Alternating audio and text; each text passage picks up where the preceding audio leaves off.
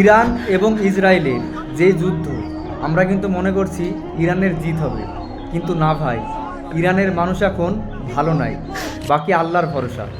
তবে ইরানের মানুষের জন্য সবাই মন খুলে দোয়া করবেন, ইফতারিতে বসেও দোয়া করবেন, কারণ ইরানের হার মানে আমাদের মতো মুসলিমদের হার।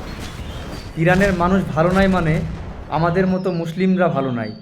ইরানে প্রচুর পরিমাণে আমাদের দেশের মানুষ আছে, অনেক প্রবাসী মানুষ আছে যারা পেটের দায়ে ওখানে গিয়ে পড়ে আছে। প্রত্যেকটা মানুষ যেন ঠিকঠাকভাবে দেশে ফিরতে পারবে, প্রত্যেকটা মানুষের জন্য দোয়া করবেন, সবাই মন খুলে দোয়া করবেন। সবাই যদি চান ইরান জিতুক, তাহলে এই ভিডিওটা প্রচুর পরিমাণে শেয়ার করবেন, এবং আপনারা যদি চান ইরানের হার হোক, তাহলে এই ভিডিওটা শেয়ার করার দরকার নাই।